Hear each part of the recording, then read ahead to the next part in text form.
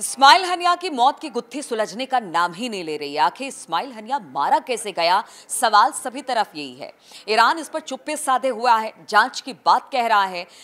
Israel जो है वो ये किसी तरह से कुछ कहने को तैयार नहीं है। उसने अभी तक इस हत्या की बात को स्वीकार नहीं किया गया कि किसी तरह का हमला उनकी तरफ से किया गया या उनका इसमें हाथ है, वो भी चुप्पी साधे हुआ है। किस तरह से आगे बढ़ेगा, बातचीत करने के लिए मेरे साथ मेरे सहयोगी मयंक जुड़ गए हैं।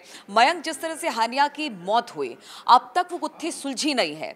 ईरान इस पर कुछ नहीं कह रहा है, वो चुप्पी साधे हुआ कह रहा है जांच होगी। मिसाल की जहां तक बात आ रही है, कहा यह जा रहा है कि जिस इलाके में हानिया था वहां पर ईरान के बड़े डिफेंस के जो रिटायर्ड ऑफिसर्स थे उनके क्वार्टर थे, यानी कि बहुत सेफ जगह थी। ऐसे में हत्या की गुत्थी सुलझ नहीं रही है। आखिर क्या थ्योरी सामने आ रही है शुरुआती तौर पर हानिया की? देखिए, आपने बिल्कुल ठीक कहा। इसको लेके कई बड़ी सारी थ्योरीज आ रही हैं, जिसमें कई तो बहुत ही उलझी हुई हैं, जिसमें मैं आपको अभी एक लेटेस्ट बताना चाहूँगा। न्यूयॉर्क टाइम्स ने खबर छापी है। इस खबर के मुताबिक इस्माइल हनिया जिस गेस्ट हाउस में रुके हुए थे तेहरान में, उसके अंदर 2 महीने पहले से एक्सप्लोजिव प्लांट कर दिया गया था। ये बहुत ही चौंकाने वाला दावा जो है वो न्यूयॉर्क टाइम्स की तरफ से किया गया है कि कुछ सोर्सेस से कि जिस गेस्ट हाउस में इस्माइल हनिया रुके हुए थे, वहाँ पे पहले से ही मोसाद के एजेंट्स ने जो है वो एक्सप्लोजिव पहले से अंदर पहुँचा दिया था। उन्हें पता था कि ये अगर राष्ट्रपति, ईरान के राष्ट्रपति की शपथ ग्रहण में शामिल होने आते हैं तो क्या ईरान की नज़दीकी और हनिया जिस तरह से बहुत नज़दीक था, उसकी पॉलिसीज पर ईरान को बहुत विश्वास था? क्या लग रहा था कि बिल्कुल आने वाला है हनिया यहाँ पर? हाँ। सारी जो कहते हैं ना कि जब आप गुपचुप तरीके से रह रहा था, छिपके रह रहा था, यानी कहीं ना कहीं मोसाद को पता था कि सब कुछ। बिल्कुल बिल्कुल ठीक आप कह रहे हो। असल में है ना, ये जो इस्माइल हनिया थे, ये इसके पहले भी 2-3 बार तेहरान जा चुके हैं। और वो जब भी रुके तो वो इसी गेस्ट हाउस में रुके, ऐसा सोर्सेस के हवाले से पता चला है। तो मोसाद जो है वो पहले से ये जान रहा था कि अगर वो राष्ट्रपति के शपथ ग्रहण में शामिल होने आते हैं तो हो सकता है वो इसी गेस्ट हाउस में रुके। इसको लेके 2 महीने पहले से करीब जो है वो प्लानिंग शुरू हो गई थी कि अगर वहाँ आते हैं तो। लेकिन अब इसमें कई बड़े सवाल उठ रहे हैं। एक बड़ा सवाल ये उठ रहा है कि क्या हमास के भीतर किसी ने गद्दारी की? ये एक बड़ा सवाल है। देखिए, ये तेहरान के गेस्ट हाउस में अगर आप कोई एक्सप्लोजिव प्लांट करते हैं तो इसमें निश्चित रूप से या तो ईरान के मिलिट्री या एडमिनिस्ट्रेशन में अंदर से कोई इसमें शामिल था, और यस, या फिर क्या जिसे हम कहा जा रहा है सोशल मीडिया में कि क्या हमास का कोई गद्दार जो है वो इस हनिया की मौत के पीछे है। क्योंकि ऐसी कई सारी चीज़ें हैं जो बहुत रहस्यमय हैं। आप देखिए कि जिस तरह से गेस्ट हाउस पे हमला हुआ, वहाँ पे रडार्स लगे हुए हैं, वहाँ पे एंटी मिसाइल सिस्टम्स लगे हुए हैं। यानी कि अगर ये बहुत ही सेफ जोन था जहाँ पे इस्माइल हनिया रुके हुए थे, अगर यहाँ पे किसी भी मिसाइल से हमला होता तो ईरान का जो मिसाइल डिफेंस सिस्टम है वो उसको तुरंत तबाह कर देता। वहाँ जो रडार्स हैं वो उसको कैच करते, लेकिन ऐसा कुछ भी नहीं हुआ। वहाँ पे अचानक से बहुत बड़ा धमाका होता है। अब तक ये साफ नहीं है कि ये मिसाइल अटैक था। अच्छा, ईरान ने इस पे भी चुप्पी साधी हुई है कि किसी तरह की कोई गाइडेड मिसाइल थी जो वहां पर जाके गिरी है। मतलब आप समझिए कि इतनी बड़ी हत्या हो गई है, चारों तरफ हाहाकार मचा हुआ है, युद्ध जैसी स्थिति बन गई है, लेकिन ईरान फिर भी चुप है।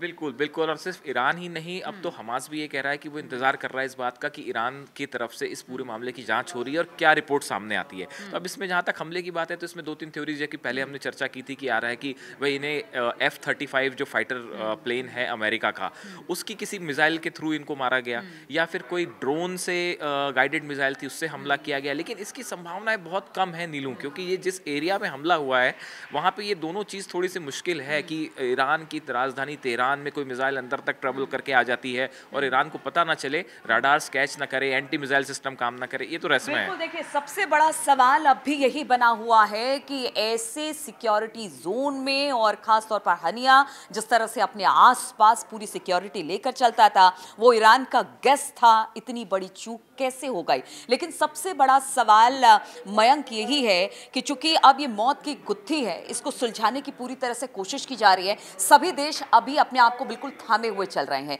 कि जांच की बात आ जाएगी, क्योंकि देखिए अभी खमैनी को भी मैंने देखा, उन्होंने कहा कि खून का बदला खून से लिया जाएगा। मस्जिद के ऊपर लाल कलर का एक झंडा भी लगा दिया गया है। यानी कहीं ना कहीं ईरान की तरफ से संदेश दे दिया गया है कि इसको आप हल्के में नहीं ले, ईरान पूरी तरह से हमास के साथ है।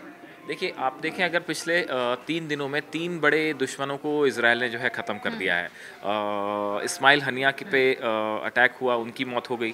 उसके बाद मोहम्मद दाइफ जो कि हमास के मिलिट्री चीफ थे, कहा गया कि कल जो है उनकी हत्या की गई है, उनके ऊपर अटैक हुआ, उनकी मौत हो गई है। अब एक याह्या सिनवर, एक तीसरे नेता हैं हमास के, जो पिछले साल जब अक्टूबर में इज़राइल पे हमला हुआ, उसमें जो 3 बड़े लोग शामिल थे, उसमें जब तीसरे नेता एक बचे हुए हैं, उनका नाम है याह्या सिनवर। तो अब ये ऐसा कहा जा रहा है कि हो सकता है इजराइल उनको भी निशाना बना दे। और एक दूसरी चर्चा बहुत ज़्यादा है कि भाई अब इस्माइल हनिया के बाद अगला हमास का चीफ कौन होगा।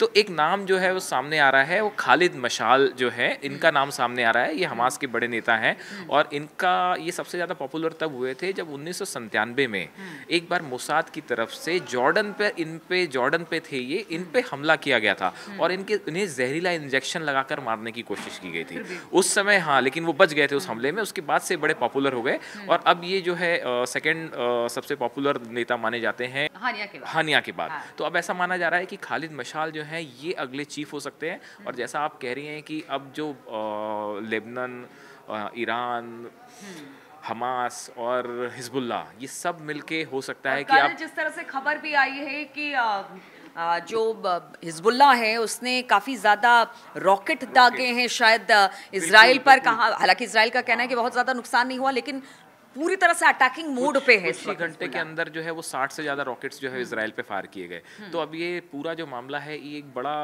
रूप लेता जा रहा है। अब बस देखने की बात ये है कि क्या ये किसी जंग की तरफ जाता है या इसका कोई और सॉल्यूशन निकल के आता है। तो अभी मामला जो है मिडिल ईस्ट में और काफ़ी ज़्यादा टेंस्ड हो गया है। और चूंकि अमेरिका का रुख भी इस पे स्पष्ट कर लेना चाहेंगे, क्योंकि देखिए वहाँ पर राष्ट्रपति चुनाव होने हैं और रिपब्लिकन और डेमोक्रेटिक पार्टी दोनों अपने तरीके से इसको किस तरह से देखती है। हालांकि अगर कमला हैरिस की बात की जाए, जो राष्ट्रपति चुनाव में प्रत्याशी बनाई गई है डेमोक्रेटिक पार्टी की तरफ से, उनका ये कहना है कि वो कोशिश भी अपनी तरफ से कर रही थी कि सब कुछ शांत रहे, किसी तरह से हमास और बातचीत हो इजराइल से, लेकिन अब वैसा कुछ लग नहीं रहा है। तो आप अमेरिका की पॉलिटिक्स पर भी इसका कितना असर और अमेरिका पर भी कितना दबाव आप देखते हैं इस इंसिडेंट के, हनिया की मौत के बाद? बिल्कुल बिल्कुल, आप ठीक कह रही हैं। चाहे जो बाइडेन रहे हो या फिर कमला हैरिस हो, इनका उतना हार्ड स्टैंड नहीं है जितना कि ट्रंप का है। अमेरिका हमेशा से जो है वो इजराइल के साथ रहा है, लेकिन अगर हम ट्रंप और जो बाइडेन या ट्रंप और कमला हैरिस की आपस में तुलना करें तो इसमें ट्रंप जो है वो ज़्यादा एग्रेसिव रहे हैं हमेशा, फिलिस्तीन के खिलाफ, हमास के खिलाफ, हिजबुल्लाह के खिलाफ। तो अब ये बड़ा देखने की बात है कि अमेरिका के चुनाव का क्या नतीजा सामने आता है। उससे बहुत कुछ इस पूरे मिडिल ईस्ट का जो फेट है वो, उसका भविष्य जो है वो डिसाइड होने जा रहा है। चलिए, तो हानिया की मौत की गुत्थी जो है अभी सुलझना बाकी है और इस गुत्थी पर हमारी भी नजर रहेगी और मध्य पूर्व में जिस तरह के हालात बन रहे हैं उस पर भी लगातार हम नजर बनाए हुए हैं। हमारे साथ लगातार आप जुड़े रहिए।